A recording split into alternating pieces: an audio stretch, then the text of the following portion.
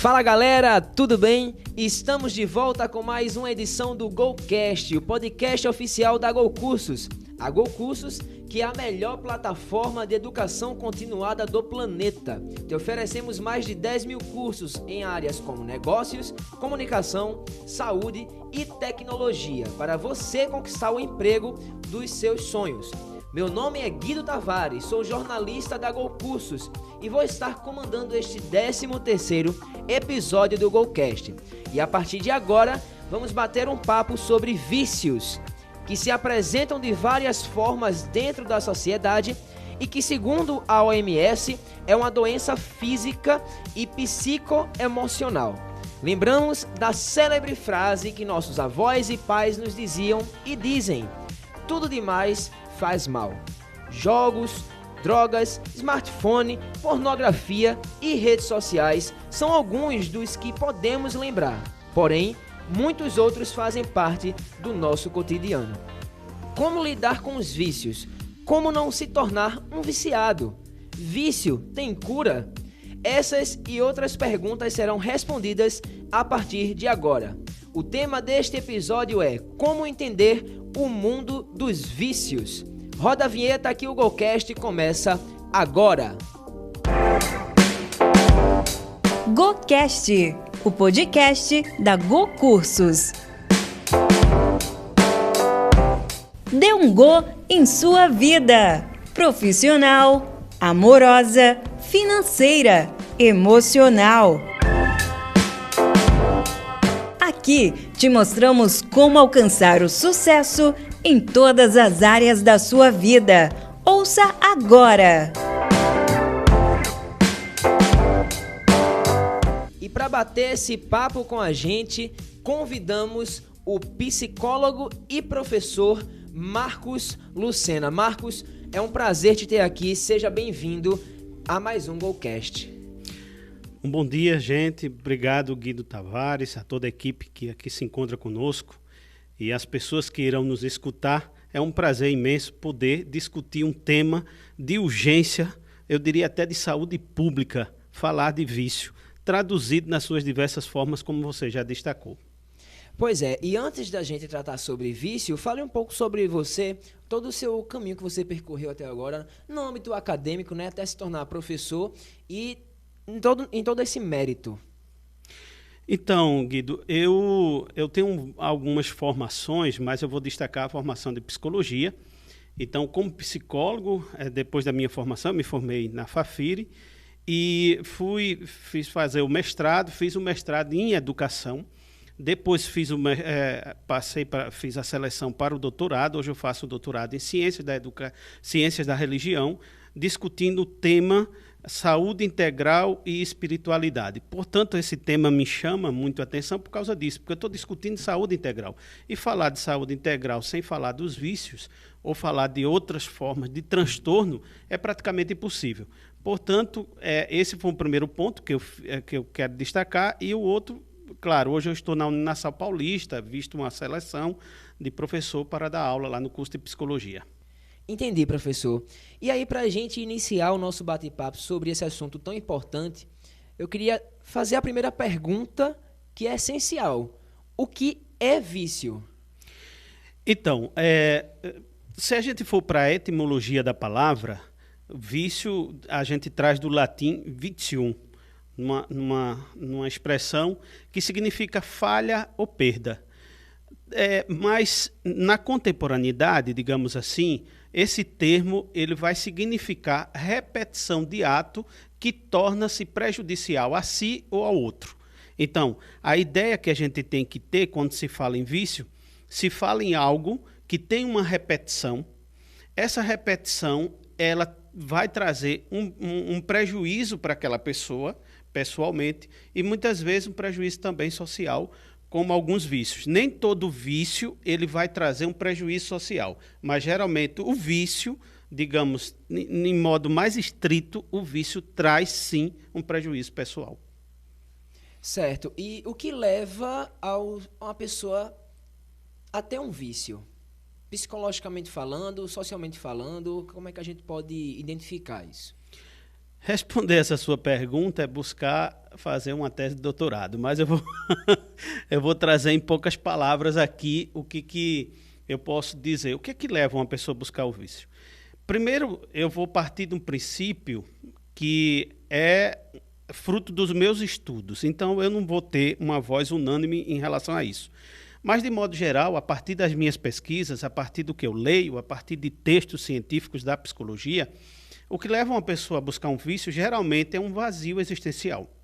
E, digamos assim, todos nós fazemos questionamentos: por que eu estou aqui, o que é que está fazendo da minha vida, o que é que significa viver, o que é a vida. A gente enfrenta momentos altos, depois momentos baixos. Em boa parte da nossa vivência, a gente passa por sofrimentos, por desafios, enfim, a gente faz uma pergunta: o que é realmente viver? Em si, nós temos uma angústia, né? Tanto Jean-Paul Sartre como Heidegger fala dessa angústia que o ser humano tem, e às vezes, para a gente tamponar ou dar mesmo um contorno nessa angústia, nesse vazio, a gente procura algo para suprir aquilo ali. Lembrando que o próprio filósofo Nietzsche, já no século XVIII, século XIX, ele dissera algo que é muito interessante. Ele dizia: o ser humano, a vida é tão dura e insuportável que o ser humano precisa de um pouco de ilusão para ter uma existência mais, entre aspas, feliz. Em outras palavras, ele quer dizer que um pouquinho de vício não faz mal, é até bom. O grande problema é quando se torna intenso. É quando esse algo, de fato, ele vai trazer um prejuízo para a pessoa. Mas, em si, as pessoas procuram o vício, geralmente, para tamponar uma falta, para tamponar algo que não está muito bem na vida delas. E como lidar com isso? Tanto as pessoas que convivem com a pessoa viciada, sem ainda entrar no mérito de que tipo de vício é, certo? Mas como lidar tanto a pessoa que é viciada em algo e quanto as pessoas que convivem com essa pessoa que é viciada? Eu acho que, primeiro, Guido, para responder essa pergunta, precisamos sim exemplificar. Porque, por exemplo, uma pessoa que é viciada em jogos eletrônicos, digamos assim, ela está lá no quarto. De modo geral, ela não traz um prejuízo social. Já uma pessoa que é viciada em álcool, ela pode sim trazer um prejuízo social, e grande. Como, por exemplo, a gente teve um caso de uma pessoa que, por causa do álcool, do excesso, não foi porque bebeu álcool, o excesso do álcool, infelizmente, levou ela a tirar a vida de algumas pessoas numa batida de carro, ao ponto de hoje a gente intensificar a lei por causa disso. Que houve aqui em Pernambuco, na Tamarineira e tal, o caso que ficou super conhecido. A questão que eu quero chamar a atenção é que, primeiro ponto, quando eu sinto que aquilo está tendo um prejuízo, mas geralmente quem tem um vício não sente. Geralmente a pessoa que tem um vício, porque aquilo o vício dá um prazer. Eu vou só fazer um trocadilho para você entender. Há uma frase que diz assim: a virtude, primeiro eu tenho a dor, depois o prazer, na virtude. No vício, primeiro eu tenho o prazer, depois a dor. Nesse trocadilho, eu já estou querendo lhe dizer que, geralmente, porque dá prazer, a pessoa depois sente até a dor, mas aquele prazer é tão intenso e a pessoa está tão compulsiva naquilo que faz que ela retoma, porque ela tem saudade desse prazer que ela teve. E, nesse sentido, às vezes, ela não percebe o prejuízo que ela tem. Algumas pessoas, sim, mas algumas pessoas não. Então, depende muito da pessoa, que eu vou dizer que ela perceba esse vício, vai depender muito da pessoa e, coletivamente, vai depender muito do vício, porque tem vício que ele vai trazer. Por exemplo, essa pessoa que é viciada, digamos assim, em jogos, ela está ali, eu estou falando de jogos eletrônicos. Se for jogos que o pessoal fala de azar, ou, por exemplo, um baralho, um dominó, uma aposta, essas coisas, aí sim a gente vai ver que pode ter um prejuízo maior, né? Mas, digamos assim, eu vou falar especificamente de um jogo eletrônico. Se a pessoa está viciada, ela está lá no quarto dela, está jogando, tal. Se ela tiver dinheiro para manter aquilo ali, ela não vai estar incomodando ninguém. Não é? Mas, como eu lhe falo, vai depender muito do caso, para a gente falar. E como lidar? Se a pessoa percebe que está tendo um vício, primeiro é claro que ela tem que procurar ajuda. Pode ser psicológica, pode ser um psiquiatra, pode ser um outro terapeuta, pode ser as várias casas que tem por aí terapêuticas que ajudam, ou os grupos, como, por exemplo, o álcool tem o AA, né? Ou outros vícios que se tem grupos de autoajuda que podem colaborar. A princípio, eu diria isso, né?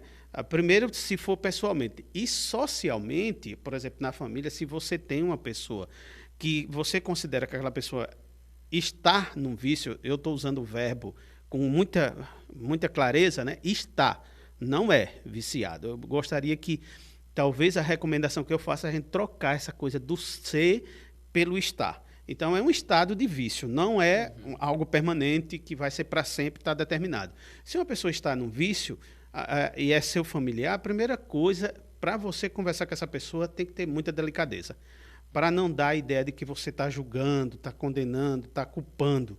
Porque, geralmente, o viciado, quando chega ao estágio do vício, ele já não tem domínio sobre aquilo. Ele tem um domínio muito pouco. Ele precisa de vários elementos e estratégias para ele poder lidar com aquilo ali.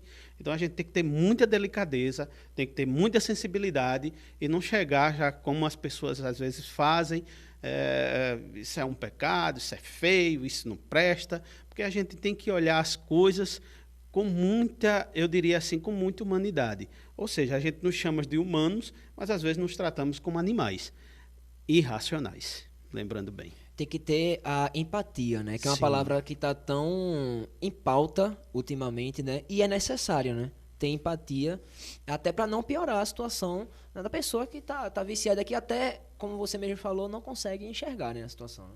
Sim, geralmente isso.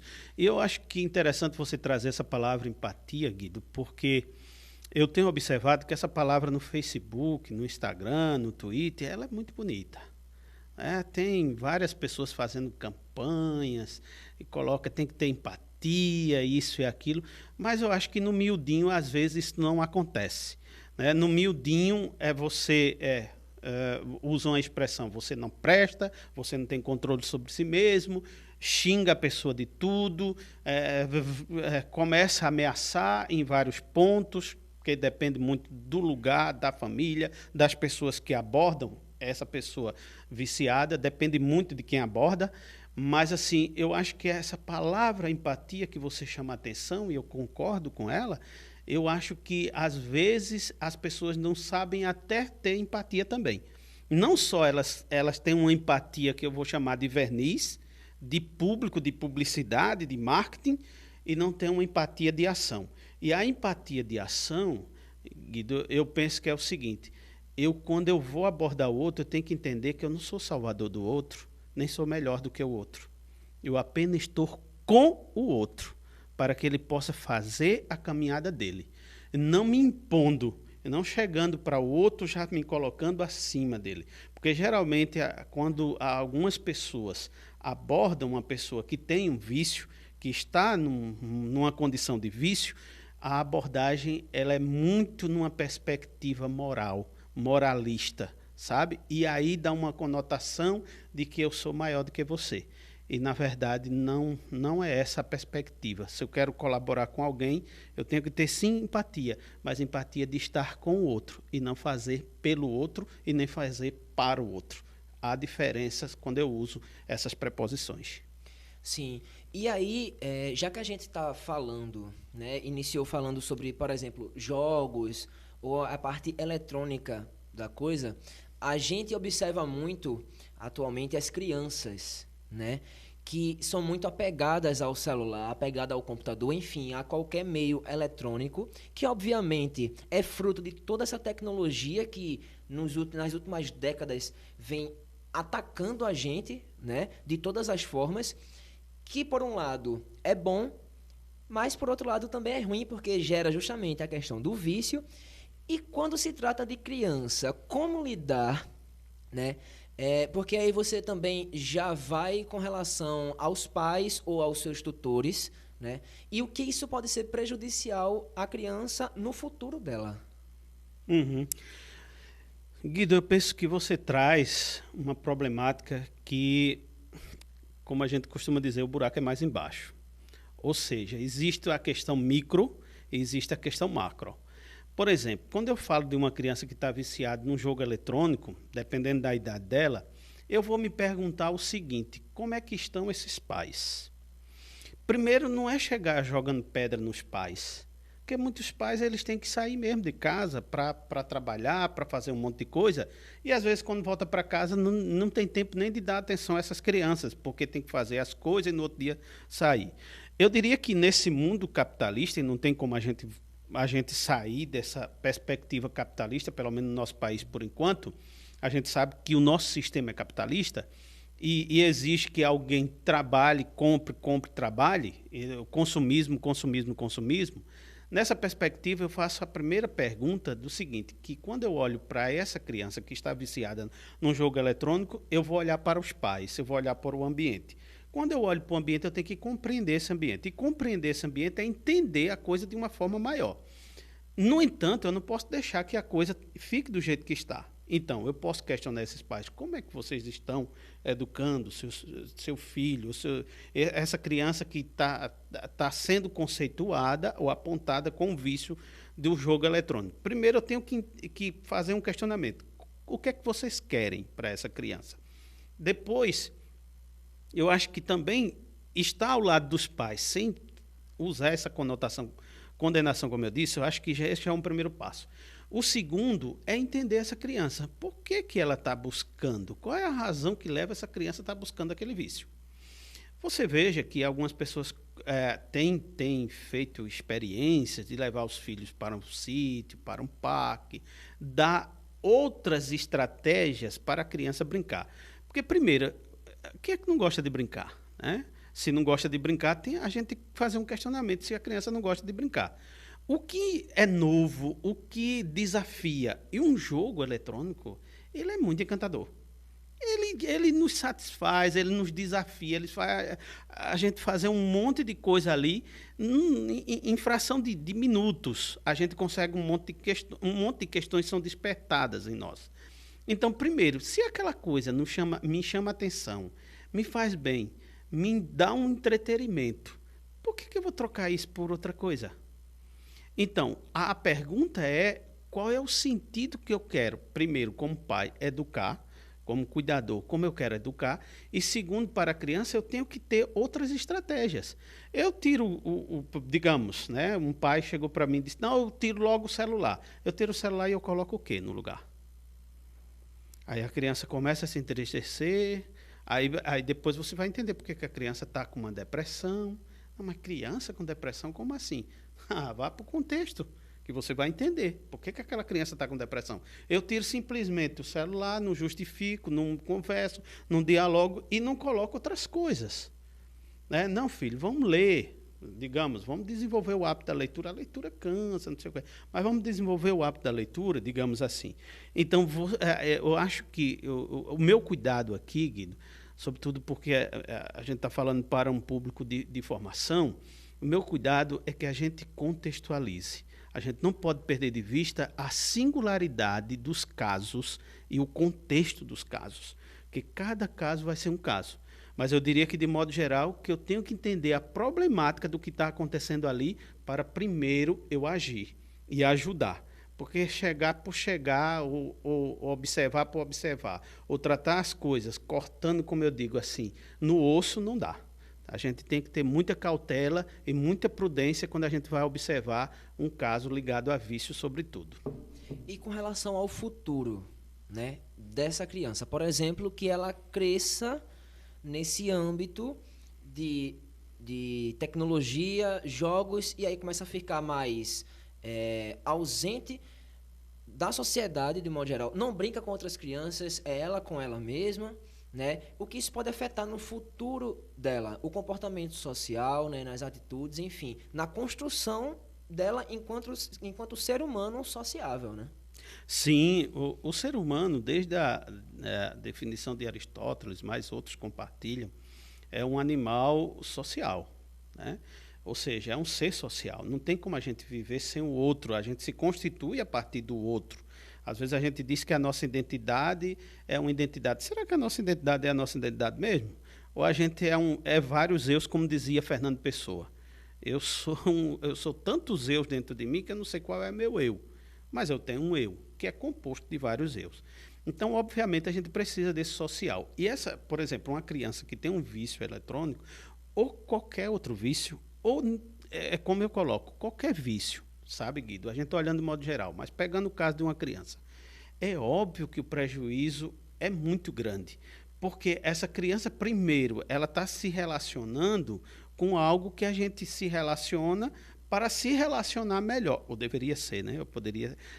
Poderia ser assim, né? A gente se relaciona com o eletrônico, ou com smartphone, ou seja lá, um aparelho de celular, o tablet, a gente se relaciona com ele para que a gente possa melhor aprender a relacionar-se com o outro, ou facilita a nossa relação com o outro, né? Ou está distante, eu uso aquilo ali. Então, na lógica, a tecnologia não é para impedir a relação com o outro, é para facilitar. No momento que aquele aparelho que eu estou usando, ele torna-se um vício, aí eu me fecho em mim mesmo. Obviamente que o futuro a gente não pode prever, porque a gente não pode falar do futuro. Mas falando do presente e com perspectiva de futuro, na hipótese do futuro, obviamente que essa criança vai ter um prejuízo social muito grande, porque ela vai saber se relacionar com quem? Com um aparelho. Ela não se relaciona com pessoas. E nós crescemos e evoluímos na relação com o outro. A dificuldade de relação que eu tenho com o outro, eu não vejo como algo negativo. Eu vejo como algo positivo que você tem que aprender. Nós temos que aprender, não tem outro jeito. Para a gente se relacionar bem com o outro, a gente tem que entender o jeito do outro. Às vezes a gente quer sempre que as pessoas, geralmente alguns de nós, queremos que as pessoas sejam do jeito que a gente quer. As pessoas são do jeito que elas são. Elas não são do jeito que nós queremos que elas sejam. Então, na relação com o diferente, eu aprendo a crescer. O outro vai aprender a viver com a minha diferença e eu, nessa diferença, vou aprender a viver com o outro. Então, obviamente, com o vício, como é que essa criança consegue evoluir? Ela só sabe lidar com uma coisa que se chama máquina. E máquina não dá relação com o outro ser humano, não. E, sobretudo, quando entra a questão do vício. Porque é algo repetitivo, é algo que se torna obsessivo e compulsivo. O vício, em outras palavras, também, olhando do ponto de vista hoje, é algo que é obsessivo e compulsivo. Entendo. E aí, falando sobre, como você havia dito bem no início, o prazer, né, que é dado através desse vício, seja ele qual for. Como o vício atinge a mente humana, cientificamente falando? O que é que ativa os gatilhos que dá para justamente se tornar um vício, né? Uhum. Nós temos uma glândula no nosso cérebro que se chama hipotálamo, responsável por nossas emoções. E digamos assim, no momento que eu tenho, que aquilo me dá um prazer, o meu cérebro lê que aquilo dá um prazer. Então, no momento que eu faço algo que aquilo me satisfaz, que me dá uma satisfação, não importa se é temporária ou momentânea, mas me dá uma satisfação, meu cérebro diz, não, isso aqui é bom. Então, vamos ficar por aqui. Não tem razão para a gente sair daqui, se isso aqui é bom. Só que nós não somos só um prazer que dá, ou uma memória que dá prazer. Nós somos muito mais do que isso. A questão é que o cérebro ele não vai fazer uma distinção naquele exato momento que está fazendo, que tá dando aquele prazer, ele entende que aquilo é bom, ele não vai fazer uma distinção que eu tenho que me relacionar com meu pai, com minha mãe, com as pessoas na escola, com meus avós, eu tenho que me relacionar com outras crianças. O cérebro não vai fazer isso. Sou eu que tenho que sair de mim e começar a fazer isso para que o cérebro entenda que essas outras coisas também são boas. Então, quando as pessoas sugerem assim, olha, tu já parasse um pouco e olhasse o pôr do sol? Por exemplo, no ar, né, algumas pessoas, eu já ouvi relatos em estudos que eu fiz com pessoas que frequentam o ar, que pessoas dizem, eu parei de ver o pôr do sol. Uma coisa simples, mas eu parei. Por quê? Porque o cérebro dele, né, naquela obsessão, né, o pensamento repetitivo que leva a um comportamento repetitivo, a pessoa, quando o cérebro ativa, diz, não, isso aqui é bom, então vai lá e bebe. Não, tu vai ter prazer. O cérebro, ele vai ativando isso em você, e você vai fazendo, e você vai deixando de ver as outras coisas. Nesse sentido, o que acontece? Quando você começa a diminuir esse comportamento e começa a trabalhar o teu pensamento em relação a isso, mas, rapaz, será que a vida é só isso mesmo? E o prejuízo que eu tenho? Um dia eu vi uma coisa de uma pessoa do ar que eu achei fantástico. Ela disse assim, sabe quando foi que eu parei de beber? E aqui eu quero dizer que o alcoólico não deixa de ser alcoólico. Ele para de beber, estaciona de beber. Ele não deixa, porque isso tem a ver com o metabolismo do fígado daquela pessoa. Não é todo mundo que bebe e tem um vício alcoólico. Não é todo mundo. É para um grupo de pessoas. Ele disse, sabe quando foi que eu parei de beber? Eu tomei consciência. Foi quando eu vi um colega de AA me dizer uma coisa assim, lembre-se da sua última bebedeira. Lembre-se da sua última bebedeira, lembre-se do último dia que você bebeu, para você ver. Aí você, quando começar a lembrar disso, você vai ver os prejuízos que você teve. Em vez de você estar com a família, curtir a família, você está quebrando pau, você está ali, passa o outro dia, não lembra do que aconteceu. E aí eu coloco o outro lado. Então, quando eu vou ver o pôr do sol, quando eu curto a família sem beber e percebo que as relações foram melhores, porque eu me lembro no outro dia o que foi que aconteceu comigo, meu cérebro vai entendendo que aquilo também é bom. E a partir disso, isso também vai dando satisfação. E o cérebro vai entendendo que aquilo é algo a ser repetido. Então, tanto a chamada virtude como o chamado vício, todos dois são possíveis de nós aprendermos, adquirirmos e deixarmos de adquirir. E aí é nesse ponto que eu quero tocar, devido a essas circunstâncias, tudo que é bom, pode se tornar um vício? Bem, Guido, assim, primeiro eu vou distinguir uma coisa, assim, que eu não sei se você pode falar em relação a isso. O que é que você chama de bom? Ou o que nós podemos chamar de bom? Porque existe, por exemplo, tem gente, e aí eu entendo a sua questão, vou dar um exemplo. Eu entendo que você está me perguntando assim. Por exemplo, fazer exercício físico é bom. Para a saúde, é recomendável, todo mundo está falando e tal, e de fato, comprovadamente, cientificamente é bom. Exato. Agora, exercício físico de manhã, de tarde, de noite. Exato. É nesse ponto que eu quero chegar. Não é? Então, se você já trouxe lá no Vinícius, né? Tudo demais, no início você já disse isso, tudo demais faz mal, né? E tal. Ou como canta Roberto Carlos, né? Tudo que é bom engorda. Então, assim, para dizer, ou mata ou engorda, para dizer assim, que a gente tem que ter, independente de qualquer coisa que a gente faça, o equilíbrio. Mas esse equilíbrio, eu não estou falando de equilíbrio de coisa estática, ou de coisa bonita. Não. A gente tem que ter o bom senso. Entender que nem tanto o mar, nem tanto a terra. Se eu vou fazer exercício físico e faço demais aquilo é um vício. Eu estou deixando de fazer tantas outras coisas que eu poderia fazer. Ah, mas eu estou fazendo exercício físico. Não. Veja, 15% das pessoas assim, nós temos uma taxa de 15% das pessoas que deixam de comer, geralmente mulheres nos Estados Unidos, que morrem por causa da anorexia. Anorexia é aquele transtorno que a pessoa deixa de comer, né, e vê seu corpo, não é nem deixar de comer, é porque ela vê que seu corpo está magro, mas para ela ainda está gorda, né? Sim. Então é um distúrbio do pensamento, é um transtorno do pensamento também. Então, nesse sentido, hoje comer e não comer, a gente vai depender, né? Se eu como demais, depende da comida, que comida é, para que me faça mal. Deixar de comer também pode me fazer mal. Então, a grande questão é eu olhar, por isso que eu falei para você, da singularidade. É olhar para a singularidade de cada pessoa e ver algo ponderado. Né? Eu vou fazer exercício físico, eu tenho, digamos assim, eu tenho um educador físico me orientando, eu tenho um médico que diz, você pode fazer tantos e tanto tempo de exercício, eu tenho um profissional que me orienta a fazer aquilo, ou não, nutrição.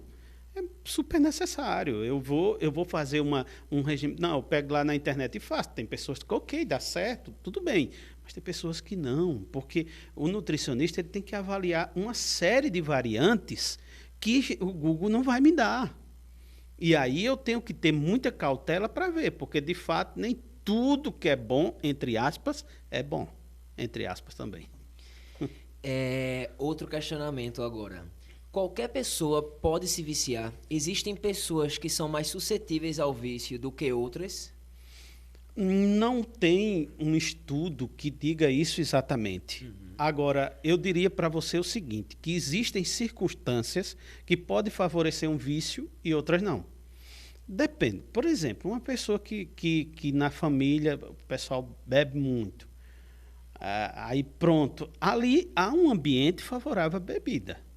Mas o organismo daquela pessoa é um organismo que o fígado ele não faz a digestão como os outros. Então, nesse sentido, para aquela pessoa, aquele ambiente, aquela circunstância, aquele contexto histórico dele vai favorecer aquele vício. Mas tem outra pessoa que, às vezes, até naquela mesma família, ela vê o pessoal bebendo e tem raiva.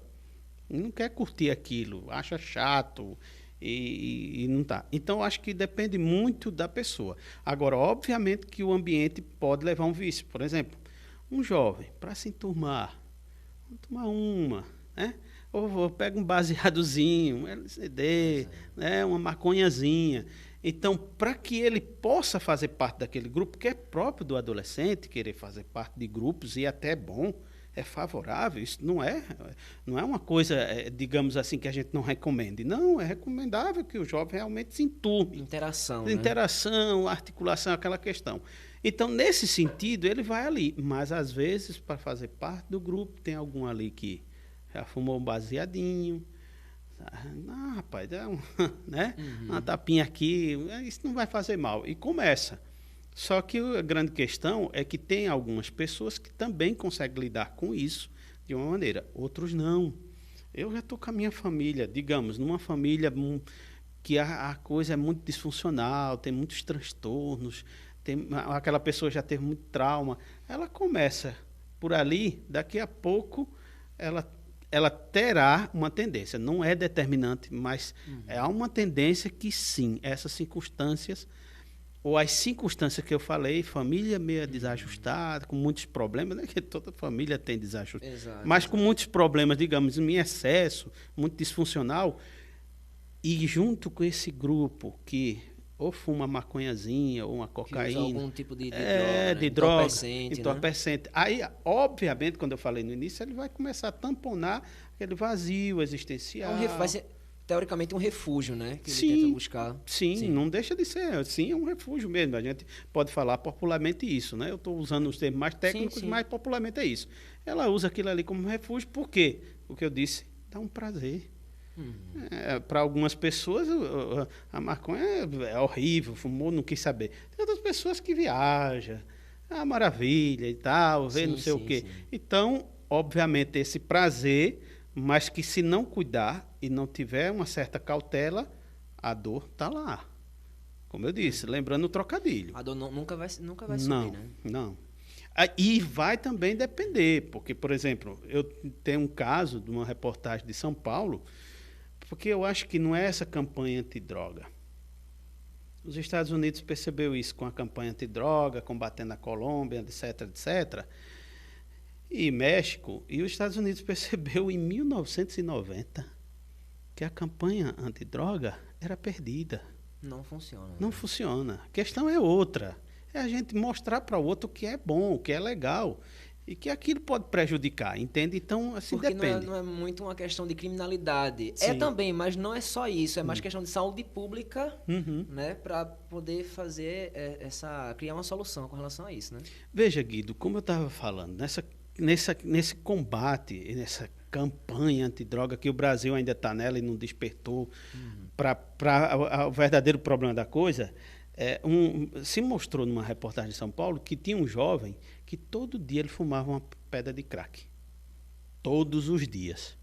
Sabe o que ele fazia? Ele fumava aquela pedra de crack e ia trabalhar. Ele trabalhava numa padaria. Trabalhava de 4 da manhã até 2 da tarde. Então, ele saía de casa, ele tinha que fumar uma pedra de crack, fumava aquela pedra de crack, trabalhava, passava o dia todo, chegava em casa, descansava, fazia as coisas dele, ia dormir, no outro dia fazia o mesmo ritual. Quer dizer, a gente sabe que organicamente o crack o que é que causa com o sujeito. Mas socialmente, para ele, não tinha nenhum prejuízo e não era nenhum criminoso.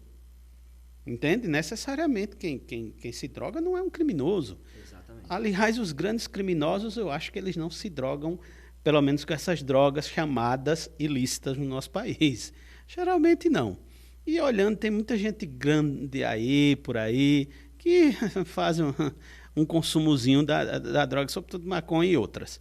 Sim. Olhando até nessa perspectiva, eu trago uma outra questão. Como é que a Ambev, que é uma das que mais, digamos assim, paga imposto no Brasil, a gente gasta muito mais com a saúde pública, com o prejuízo das drogas, do que propriamente o que a gente recebe da Ambev. Então, para o nosso país, é óbvio que se a gente for fazer uma reflexão mais apurada, alguém pode estar levando esse montante. A gente não sabe quem, mas alguém pode estar levando. Porque, olhando do ponto de vista da lógica, a gente gasta muito mais do que a gente arrecada com as drogas. É comprovadamente que a saúde pública tem um prejuízo muito maior em recuperar pessoas ou contribuir para que pessoas tenham saúde mental ou a saúde orgânica mesmo por causa de vícios e de drogas, do que o contrário, o que a gente arrecada com a venda das bebidas. Só para provocar um pouquinho. Para levantar, né, uma provocação, né? Uhum. E aí a gente parte para o seguinte princípio agora. A pessoa, ela se identifica como uma pessoa viciada, certo? E aí qual seria o primeiro passo que ela tem que dar para uma possível recuperação? Perfeito, Guido. Eu acho que essa sua pergunta é muito básica. O primeiro passo é ela aceitar que é. Se ela não aceitar, olhe, pode botar as melhores clínicas, os melhores profissionais, ter a melhor família, mas não vai. Não vai. A pessoa, ela tem que se convencer que aquilo está causando prejuízo na vida dela e também das pessoas que estão ao seu redor. Lembremos-nos só uma coisa, isso eu aprendi com a literatura de AA, que ajuda muita gente a pensar, tanto de AA como também eles falam o Al-Anon, né, que é para os familiares e tal, né? Mas, enfim, nessa literatura eu aprendi uma coisa. Na raiz de todo vício existe uma questão, que é o egoísmo. Geralmente, a pessoa com vício, ela se volta só para ela. É o mundo dela. Sou eu e o mundo que se exploda, dizendo em palavras curtas e grossas. Sim. Né? Sou eu e aqui, pronto, os outros. Então, geralmente, eu estou bebendo, então eu vou beber. Eu não lembro da esposa, eu não lembro de filho, eu não lembro de pai, não lembro de mãe. Eu não lembro de quem geralmente eu vou lembrar. Digamos, falando do vício da droga, do álcool, digamos, ou de outras drogas. Então, nesse sentido, por isso que eu digo que a gente tem que ser muito cuidadoso para chegar a essas pessoas. Se a própria pessoa não entender que ela está causando um prejuízo para ela e para as pessoas que a rodeiam, ou que ela supostamente ama, não tem como ela sair dali. Não tem.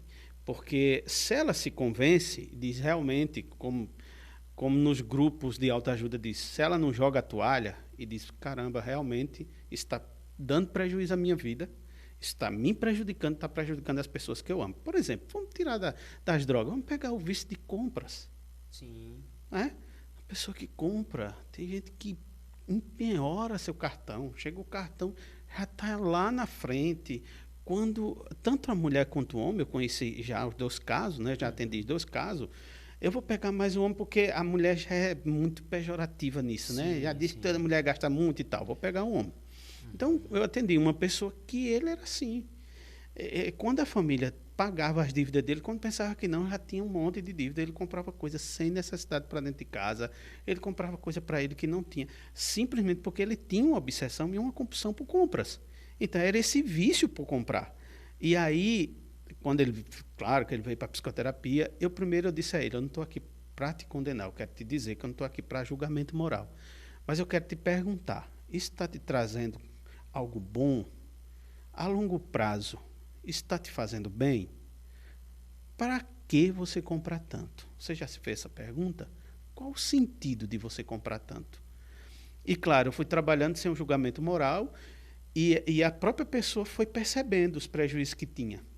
Que eu disse, de modo geral, veja as pessoas que você diz que amam, as dores de cabeça que essas pessoas têm com as suas compras. Você trabalha e paga uma parte. Mas, no caso dessa pessoa, o próprio filho, que tinha o maior amor pelo pai, se matava de trabalhar para pagar as contas e que não gostava de ver o pai sendo cobrado por ninguém. Tinha vergonha. Eu dizia, veja seu filho, observe isso. Isso não é uma questão moral, isso é uma questão de realidade. O cara sofre, ele se sente envergonhado porque o pai está fazendo compras e está sendo cobrado no meio da rua. Então, assim, é trabalhar com a realidade, mas primeiro, olhando para a própria pessoa, ela tem que aceitar. Se ela não aceitar, eu não vou dizer impossível, mas eu acho praticamente impossível qualquer cuidado, qualquer tratamento que se tenha a essa pessoa, com essa pessoa. Certo. E agora vamos voltar a nossa atenção para um dos vícios que eu acho que é o que é mais abordado, mais falado, mais visto, que é o vício em drogas, né?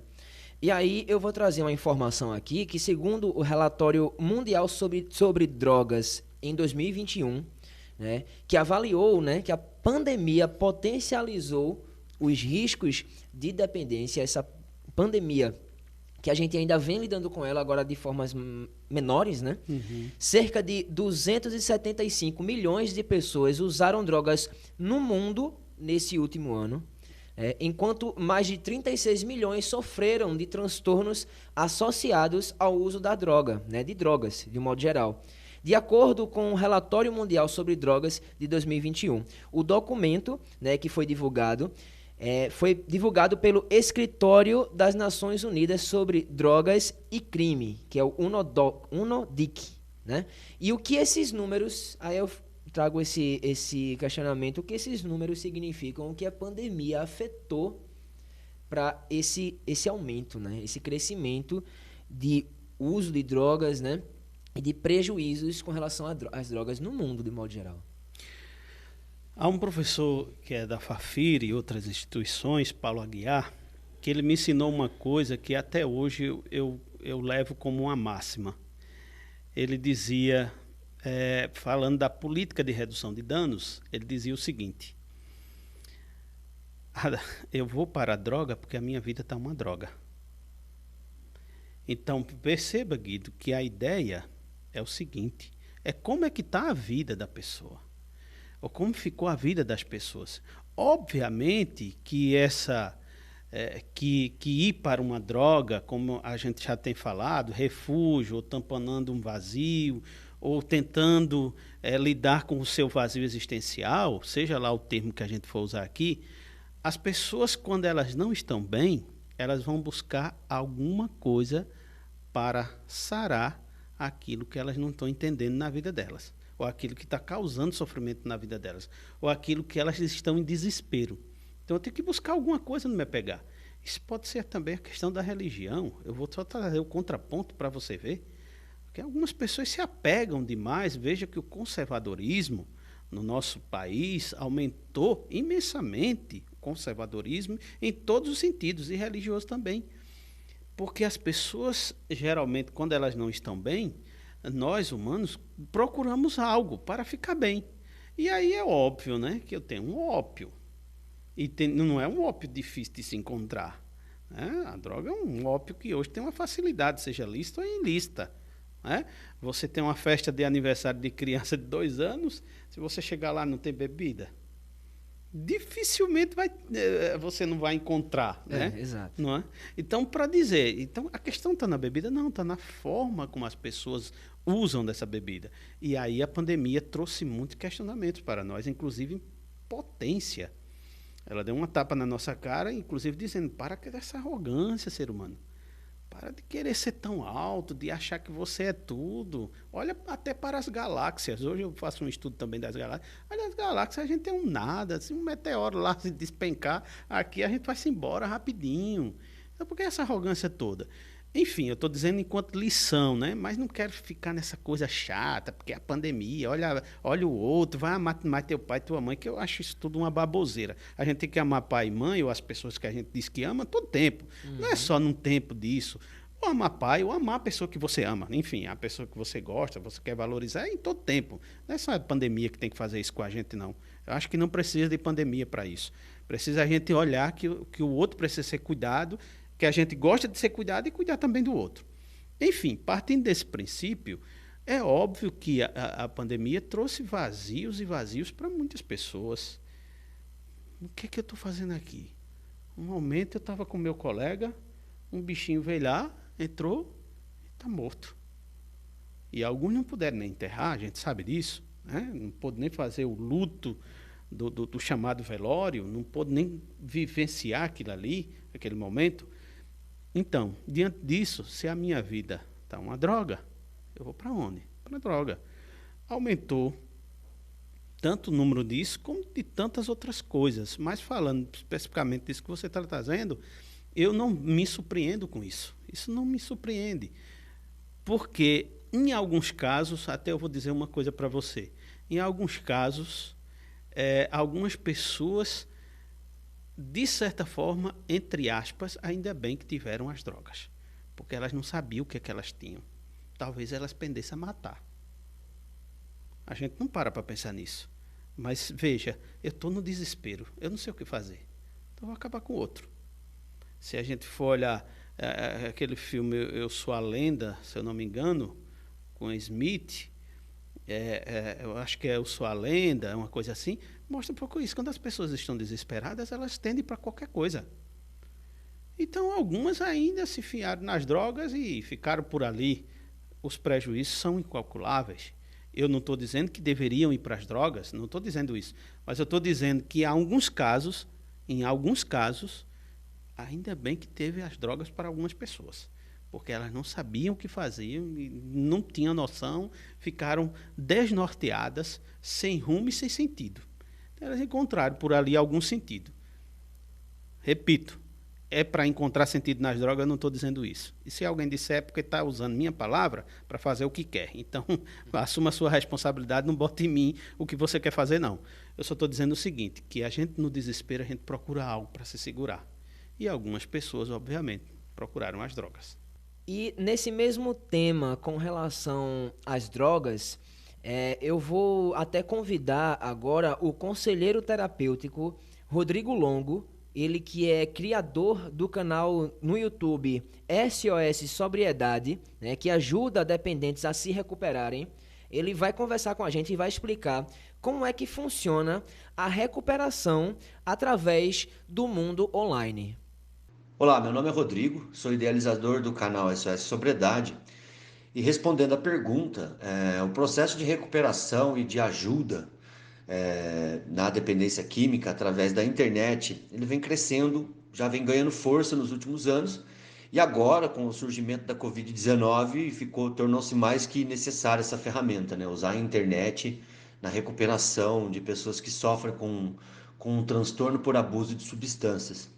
O SOS Sobriedade, ele está no YouTube e no Instagram já desde 2018, né? Ele existe há 10 anos, mas no YouTube e no Instagram ele vem ganhando força aí desde 2018, há 4 anos. E nós trabalhamos com 3 eixos principais: a informação, a conscientização e o aconselhamento. O primeiro eixo, que é o serviço de informação, ele é gratuito e destinado principalmente àquelas pessoas que estão prestes a realizar um exame toxicológico para tirar a carteira de habilitação, para renovação de CNH ou para algum tipo de concurso público, como da polícia, por exemplo, que normalmente é exigido esse tipo de exame. Então essas pessoas, elas estão na internet à procura desse tipo de informação, elas querem passar no exame toxicológico. Muitas dessas pessoas às vezes nem estão refletindo sobre o seu consumo de substância, elas estão querendo passar no exame, né? Nesse caso, nós não realizamos nenhum tipo de intervenção, a gente só oferece informação mesmo. Mas o ponto positivo é que normalmente 30% desses usuários de conteúdo, né, desses consumidores de conteúdo que chegam no canal só para obter esse tipo de informação sobre exame toxicológico acabam decidindo parar de vez de usar a substância porque eles percebem que o uso de substâncias está atrapalhando a vida, né? Está atrapalhando, por exemplo, renovar a CNH. Muita gente às vezes precisa renovar a CNH porque é motorista de alguma empresa, a pessoa vai realizar um concurso e elas acabam por entender que o uso de substância está atrapalhando a sua vida profissional e até a sua vida pessoal. 30% desses usuários, felizmente, acabam se conscientizando disso e ficando no canal, consumindo outros tipos de conteúdo porque desejam parar de usar. Então ela acaba aos poucos se conscientizando sobre o seu uso, e aí é que entra o segundo eixo, a conscientização. A conscientização ela é destinada para as pessoas que decidiram parar, né? Ou estão em processo de decisão. É aquelas pessoas que normalmente estão refletindo sobre o seu uso de substância. Normalmente essas pessoas têm muitos conflitos internos e dúvidas. Então o objetivo do canal é ajudar essas pessoas a responder essas dúvidas, né? A lidar com esses conflitos. Então a pessoa vai consumindo os vídeos do canal, assistindo as lives semanais, estudando os livros digitais que a gente oferece, e aos poucos ela vai respondendo essas dúvidas, vai conhecendo mais a fundo o seu problema de consumo de substância e o que ela precisa fazer para deixar de consumir a droga, a bebida, o tabaco, né? Porque tem diferentes tipos de usuários, né? Tem o consumidor de drogas ilícitas, tem o consumidor de drogas lícitas, que é bebidas, tabaco, alguns medicamentos até, né? A gente pode incluir aí, muitas pessoas às vezes são dependentes de medicamentos e também querem tratar desse tipo de dependência. Enfim, tem vários tipos de consumidores. E a gente chama esse processo de psicoeducação, que é o quê? É onde a pessoa vai criando a consciência sobre si mesma e a sua relação com a substância psicoativa. E o que ela vai precisar fazer para enfrentar o seu problema de abuso de substância, quais ajudas e tratamentos disponíveis que ela pode procurar, enfim, o que ela tem que fazer para lidar com o seu problema. E o terceiro eixo é o aconselhamento, que é o nosso serviço de atendimento online. Esse é o único serviço que não é gratuito e é direcionado a pessoas que sentem a necessidade de passarem por um acompanhamento individual semanal. Nós temos, né, no meu caso, eu faço esse aconselhamento e quando há necessidade de encaminhar também para outros profissionais, porque a gente entende que a dependência química muitas vezes envolve um tratamento multidisciplinar, então quando a gente precisa também fazer um encaminhamento para outros profissionais, a gente encaminha. Tá? Mas o aconselhamento, de uma forma geral, ele tem o objetivo de aconselhar e orientar o dependente químico sobre a dependência química, através de ferramentas e recursos terapêuticos que a gente tem disponível.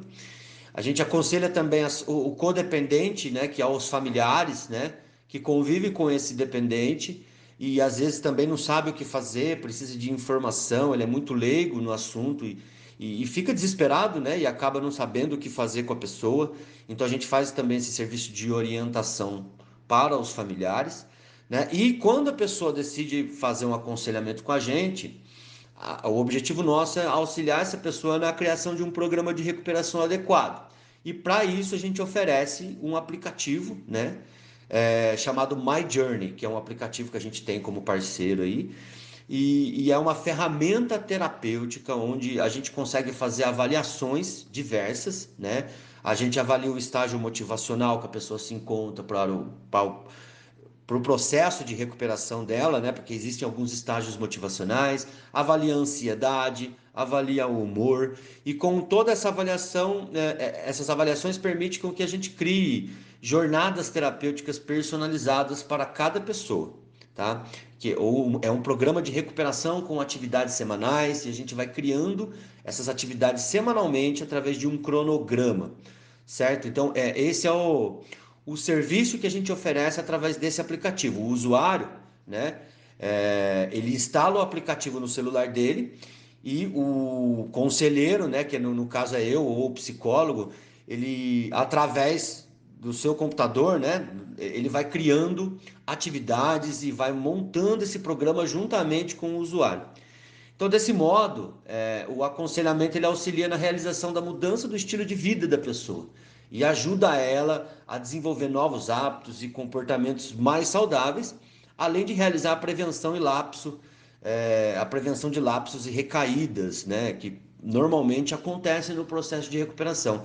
Não é todo mundo que decide parar de usar que vai conseguir na primeira vez. Muitas pessoas, infelizmente, acabam tendo recaídas no processo, o que é completamente normal. Bom, resumindo, né, eu acredito que a internet hoje ela oferece diversos recursos de ajuda para a pessoa que está sofrendo com o abuso de substâncias, né? E isso vem crescendo cada vez mais. A gente vê aí, eu que tô no meio, né? Eu vejo muitos canais no YouTube, Facebook, Instagram começando a falar sobre assunto, né? As pessoas começando aí a falar realmente sobre assunto, a dar a cara para bater, né? Como a gente fala, a colocar muitas vezes usuários de substâncias que conseguiram parar de usar também e vem trazer seu depoimento de superação e de vitória, né? E eu vejo isso como uma grande oportunidade de transformação no modo como a gente trata a questão da dependência química. Tanto no sentido de oferecer mecanismos e ferramentas de ajuda à distância, né? Quanto na oferta de informação para aquelas pessoas que não têm a mínima noção do que é a dependência química e quais os tratamentos disponíveis. Tem muita gente que acaba chegando na internet e não tem mínima noção do que é um tratamento, o que ela tem que fazer com o problema nela, né? Então hoje a gente consegue tornar essa informação mais acessível à população, que antes muitas vezes era restrita somente a instituições de tratamento e grupos de apoio, como Narcóticos Anônimos, Alcoólicos Anônimos. Eu vejo quando eu comecei nesse mundo de recuperação, né, há 15 anos atrás, você ouvia falar de dependência química só em comunidade terapêutica, em clínica de reabilitação ou em grupo de apoio, em NA e em AA. A informação não estava disponível na internet, né? Então hoje eu vejo como muito positivo, porque a informação está mais acessível.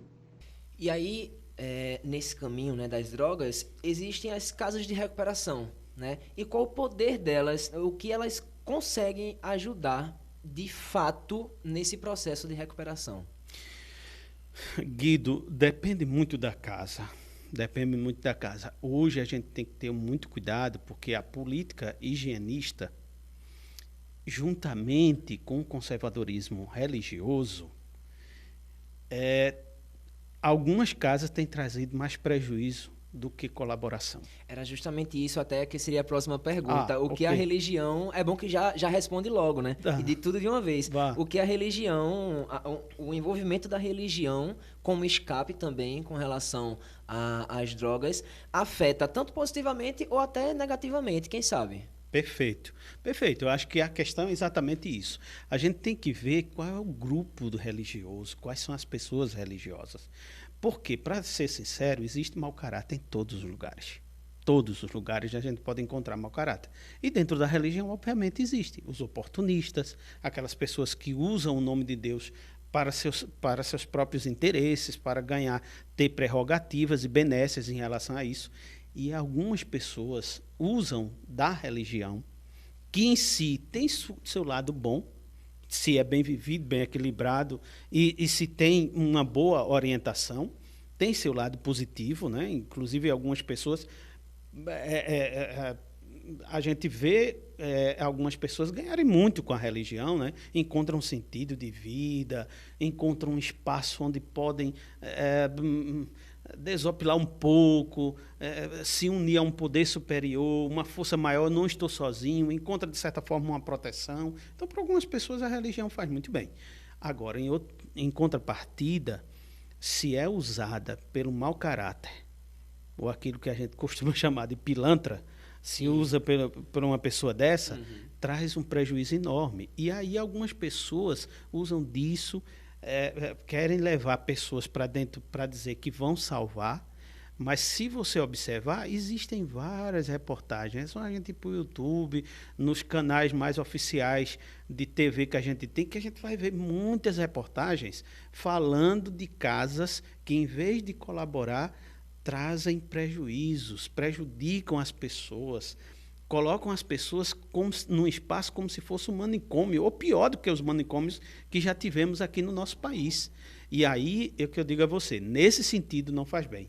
Agora, obviamente, a gente pode generalizar? Não. Tem casas positivas, tem casas que colaboram muito, tratam a pessoa com dignidade, usam da espiritualidade, que há uma diferença.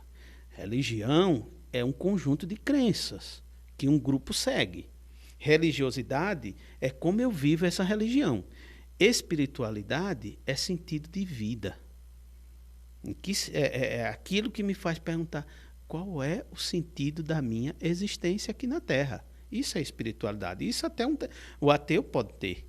Aliás, um religioso pode não ter espiritualidade e um ateu pode ter espiritualidade. E geralmente, pelos que eu conheço, os ateus que eu conheço, todos que eu conheço têm espiritualidade. E às vezes muito mais forte, a dimensão da espiritualidade, muito mais forte do que certos religiosos.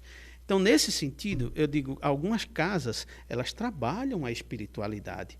E de uma forma coerente, respeitando a pessoa, entendendo a pessoa, fazendo uma política de redução de danos, em vez de ser uma política do pecado, uma política higienista, uma política que já coloca o outro condenado por causa disso, dessas drogas, uma pessoa que não presta. E aí eu fiz uma distinção no nosso encontro aqui, no nosso podcast aqui, eu fiz já uma fala dizendo, a gente tem que entender que um vício de droga é um estado, não é uma permanência. Não, o outro não está determinado a ser aquilo e não é só aquilo. Então, nesse sentido, eu diria que algumas casas elas fazem muito bem, fazem um trabalho bonito e belo, mas a gente tem que ter muito cuidado. E aqui eu faço um alerta, Guido, aos jovens e aos pais, e às pessoas cuidadoras e aos familiares que têm alguém num estado de vício, seja qual for a droga, que tomem cuidado quando levar para certas casas de recuperação. Você estude a casa, saiba qual é a casa, acompanhe o seu familiar e dê espaço para o seu familiar. Porque eu já vi casa que até a ligação era controlada. A pessoa só podia falar com o familiar 20 minutos. O familiar não ia visitar, não podia visitar até terminar a recuperação. Só podia falar 20 minutos e tinha alguém controlando. Se alguém falasse mal da casa, o camarada ia lá e desligava. E se dizia que a ligação caiu. Então, imagine essa pessoa lá dentro sem poder sair. Um verdadeiro presídio, né? De outra maneira, mas aquilo era um presídio, não se tratava de casa de recuperação. Não sei se me fiz entender nas colocações. Sim, fez entender, sim. Foi de grande valia. Inclusive, a gente já está no final do nosso GoCast, nesse episódio de hoje. Já agradeço, né, a sua participação. Foi de grande valia cada detalhe, né, que você tocou. E aí, para a gente encerrar, eu queria que você deixasse uma mensagem aí para as pessoas que se encontram nesse estado, né, de vício, enfim, seja qual for ele, para as pessoas que convivem, né, com a pessoa viciada e também para as pessoas não desenvolverem até esse estádio de vício, né? Uma perspectiva mais de prevenção, né? Isso, de prevenção, exato. Então, Guido, o primeiro ponto que quando você me pergunta, que eu destaco para quem está num estado como esse, é que a vida.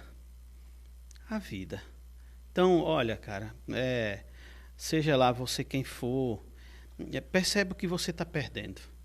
Sabe? Como a pessoa, o frequentador do AA que me disse, eu perdi de ver o sol, eu perdi de ver meu filho crescer, eu perdi de curtir mais minha mãe, meu pai, de fazer uma boa faculdade, de ter um futuro mais digno, que eu poderia até depois, mais de uma forma ponderada, fazer o consumo até da minha droga, ou do meu jogo, né? Ou das minhas compras, de uma forma mais ponderada. Mas quando eu vou para o vício, o prejuízo é enorme.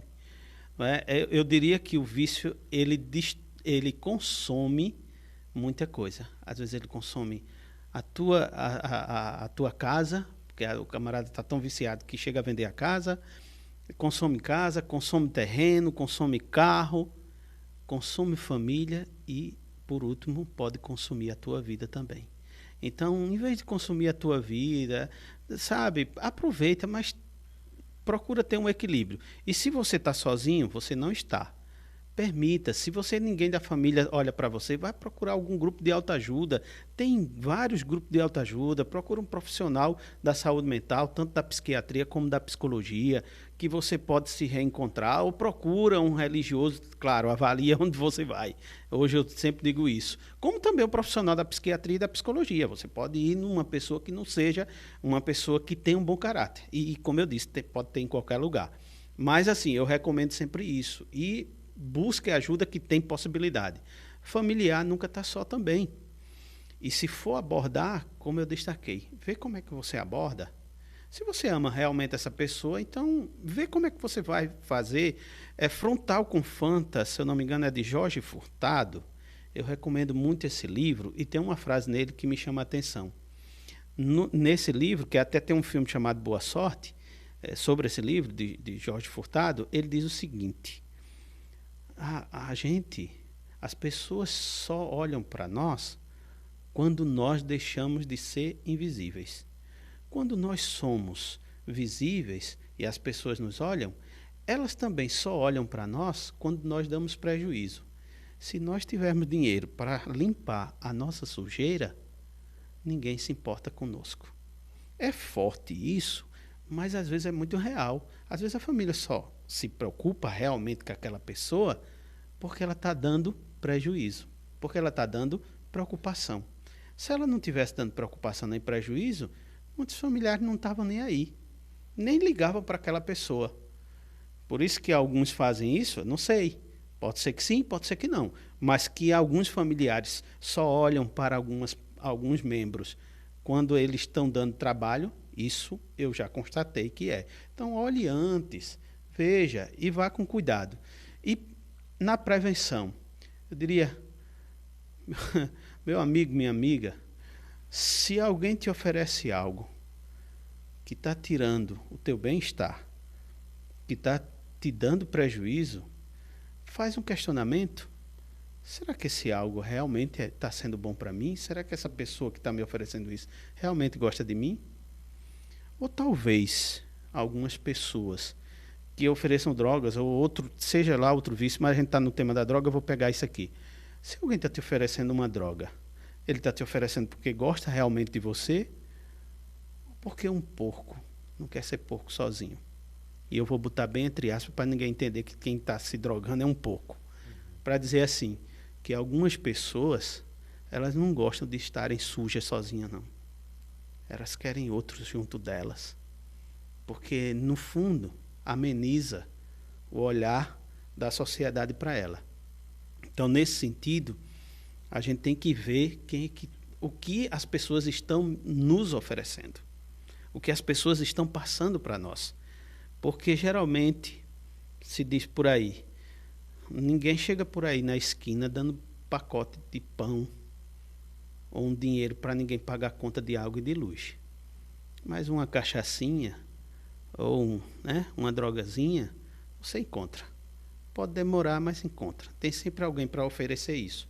E a pergunta é, por que essa pessoa está me oferecendo? Então eu diria, fica atento para que você não entre em algo que talvez tenha um prejuízo irreversível, inclusive levando a tua vida antes de talvez você precisar ir. Então é isso, minha gente. Esse foi o episódio 13 do GoCast, o podcast oficial da Go Cursos. Ouça todas as nossas edições nas principais plataformas de áudio como Spotify e também no canal da Go Cursos no YouTube. O GoCast é publicado semanalmente em todos os canais da Go Cursos. Sou o Guido Tavares, apresentador do GoCast, com edição técnica de Lete Carvalho. A operação de áudio ficou por conta de Edgar Falcão Júnior e André Albino. Muito obrigado e até as próximas edições do GoCast. Aqui a gente te ajuda a dar um gol em sua vida. GoCast, o podcast da Go Cursos.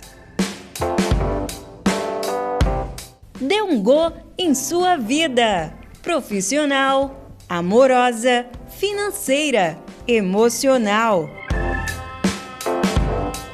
Aqui te mostramos como alcançar o sucesso em todas as áreas da sua vida.